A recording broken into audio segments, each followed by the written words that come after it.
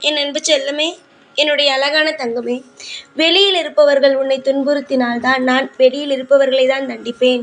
உன்னுடைய வீட்டுக்குள்ளேயே இருந்து கொண்டு உன்னுடைய மன உளைச்சலை கொடுப்பவர்களுக்கு நான் எப்பொழுதும் தண்டனை கொடுக்க மாட்டேன் என்று யார் சொன்னது? என்னுடைய பிள்ளைகள், என்னை நம்பி வந்த ஒவ்வொரு பிள்ளைகளுமே மன உளைச்சலாக இருக்கிறார்கள்.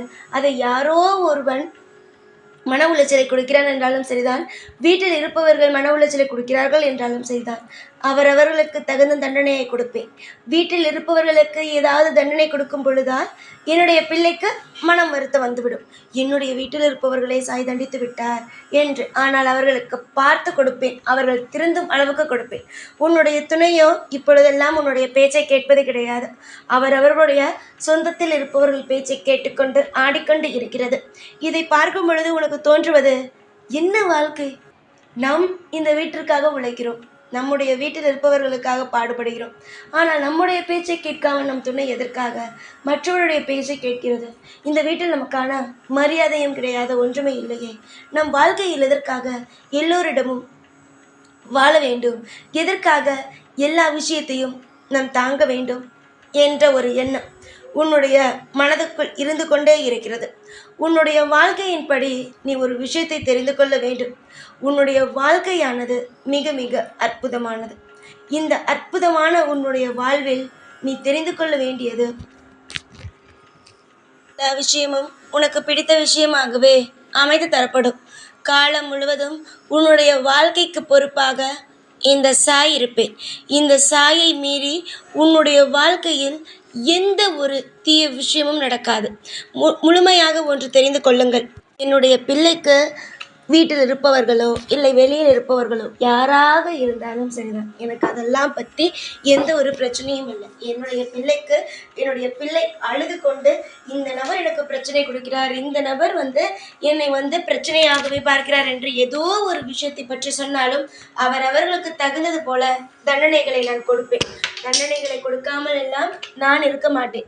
ஏனென்றால் அவனுக்கு வலிக்க வேண்டும். அப்பொழுதுதான் மற்றவர்களுக்கு என்னென்ன மாதிரியான தண்டனையை கொடுக்கிறார்கள் என்பது அவரவர்களுக்கு புரிய வரும். எத்தனை காலம்தான் என்னுடைய பிள்ளைகளே கஷ்டப்பட்டு கொண்டு இருப்பார்கள். அவர்களுடைய வாழ்க்கையில் அவரவர்கள் சந்தோஷமாக இருக்க வேண்டாமா? கண்டிப்பாக தங்கமே, இனிமேல் வரும் காலகட்டம் உனக்கு சந்தோஷமான காலகட்டம் தான். ஏன் தெரியுமா? உன்னை யாராவது சிறிய விஷயத்தில் கஷ்டப்படுத்தலாம் என்று நினைத்தால் கூட அவர்களுக்கு அடி கொடுத்து விடுவோனோ என்ற ஒரு பயத்தாலேயே உன்னிடம் யாரும் நெருங்க மாட்டார்கள், நெருங்க பயப்படுவார்கள். அந்த அளவுக்கான எல்லா விஷயத்தையும் என்னுடைய பிள்ளைக்காக நான் செய்வேன்.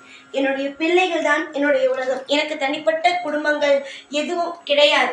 என்னுடைய பிள்ளைகள் தான் எனக்கு அனைத்துமே. உங்களை சுற்றிதான் நான் இருக்கிறேன்.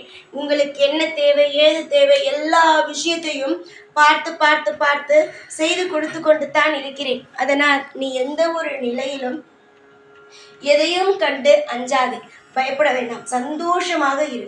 உன்னால் எந்த அளவுக்கு வாழ்வில் நிம்மதியான ஒரு வாழ்க்கையை வாழ முடியுமோ அந்த அளவுக்கு வாழ்வில் சந்தோஷமாக இரு.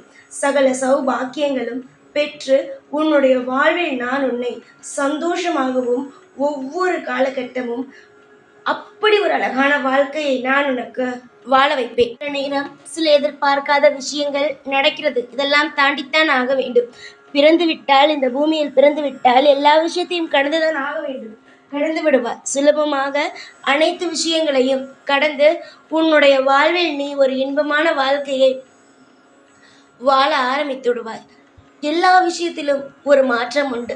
நிச்சயமாக உன்னுடைய வாழ்க்கையின்படி எல்லாமே உனக்கு பிடித்ததாக நடக்கும்.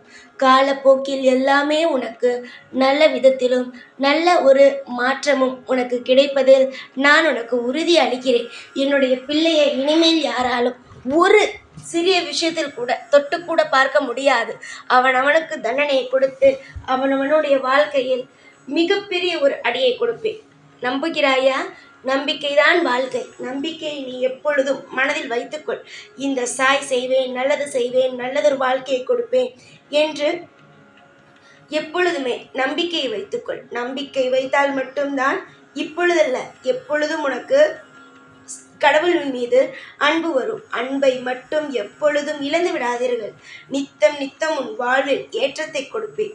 சகல சௌபாக்கியங்களையும் பெற்று வாழ்வில் நிச்சயமாக சகல விஷயங்களையும் பெற்று நீங்கள் வாழ்வது உறுதி. தங்கமே, உன் வீட்டில் இருப்பவன் செய்வது எனக்கு பிடிக்கவில்லை. தவறான காரியத்திலும் தவறான பழக்க வழக்கத்திலும் இருக்கிறான். தயவு செய்து சொல்லி புரியவை. இல்லை என்றால் நிச்சயமாக தண்டனை கொடுப்பேன். தண்டனை கொடுத்தால் மட்டும்தான் அவனால் திருந்த முடியும். நீயாக சொல்லிப்பார். சொல்லியும் அவன் திருந்தவில்லை என்றால் நிச்சயமாக என்னிடமிருந்து தண்டனை கிடைக்கும். இதில் மாற்றம் எதுவும் கிடையாது. புரிகிறதா? தண்டனை பெறாமல் நீயாக திருத்துகிறாயா, இல்லை நான் தண்டனை கொடுத்து திருத்த வேண்டுமா என்பதை முடிவெடுத்துக்கொள். ஏனென்றால் என்னுடைய குடும்பம் நீ. உன்னுடைய குடும்பத்தில் எல்லாமே சரியாக இருக்க வேண்டும். யாராலும் எப்பொழுதும் நீ அசிங்கப்படக்கூடாது.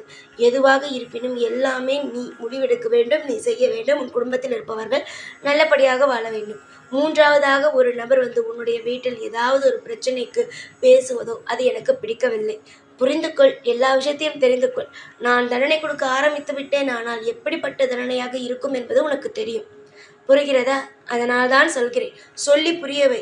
தெய்வம் தண்டிக்க ஆரம்பித்து விட்டது என்றால் விடாது. உன்னுடைய துணை அதிகமான தவறுகளை, உன் குடும்பத்தில் இருப்பவர்கள் தவறான பழக்க வழக்கத்தில் இருக்கிறார்கள். குறைத்துக் கொள்வது உங்கள் குடும்பத்தில் இருக்கும். சிலருக்கு நல்லதாக இருக்கும். யார் யார் எது செய்கிறாய் என்பது உனக்கு தெரியும். அவர்களை எல்லாம் சொல்லி புரியவை. நிச்சயமாக உன்னுடைய வாழ்க்கையில் ஒரு நல்லதொரு திருப்பத்தை தருகிறேன். நம்புங்கள். எல்லா விஷயத்திலும் சில கசப்பான விஷயங்கள் இருக்கும். தெய்வம்தான் அதை மாற்ற முடியும். நான் மாற்றுகிறேன். உனக்கு பொறுப்பாக இருந்தேன். நல்லது நடக்கட்டும் தங்கமே. எதுவாக வேண்டுமானாலும் இருக்கட்டும். நல்லது நடக்கட்டும். நான் உன்னை நடத்தி வைக்கிறேன். சில கசப்பான விஷயங்கள் நடக்கிறது என்பதற்காக அப்படியே இருந்துவிடுமோ, கசப்பான விஷயங்களாகவே ஆகிவிடுமோ என்று நினைக்காதே. எல்லா விஷயத்திலும் ஒரு மாற்றங்கள் உண்டு.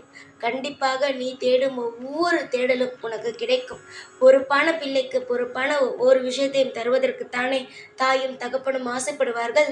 இந்த தகப்பனாகிய இந்த சாய் உனக்கு பிடித்தது அனைத்தையும் தந்து வாழ வைத்து உன்னை ஒவ்வொரு காலகட்டமும் இன்பமாக மாற்றுவேன். பல பேர் உன்னுடைய ஜாதகத்தை பார்த்து இது சரியில்லை அது சரியில்லை என்று சொல்லியிருக்கலாம். உன்னுடைய ஜாதகத்தையே மாற்றும் சக்தி என்னிடம் இருப்பதினால் கூடிய சீக்கிரம் தவறாக இருக்கும் கட்டங்களில் இருக்கும் அனைத்து கிரகங்களையும் மாற்றி நல்ல இடத்தில் அமர வைத்து உன் வாழ்க்கையில் மிகப்பெரிய பிரமிப்பை நான் உருவாக்குவேன். காலம் முழுவதும் கஷ்டப்பட மாட்டாய். இன்பமான வாழ்க்கையில் அமைப்பாய். நிச்சயமாக நல்லது நடக்கும். போட்டி போட்டுக்கொண்டு நிச்சயமாக உன் வாழ்க்கையில் எல்லா விஷயத்திலும் ஜெயிப்பாய். கண்டிப்பாக உனக்கு நான் துணை இருப்பேன். எப்பொழுதும் எல்லா நாளும் உன் கூடவே இருந்து உனக்கு ஒவ்வொரு விஷயங்களாக செய்து வாழ வைப்பேன் இந்த சாய். நம்பிக்கை மட்டும் வையுங்கள். எவ்வளவு பெரிய மாற்றம் உன் வாழ்க்கையில் வருகிறது என்பதை நான் உங்களுக்கு நிச்சயமாக காண்பிக்கிறேன். எப்பொழுதும் உன் கூடவே இருப்பேன் இந்த சாய்நாத். ஓம் சாய்ராம்.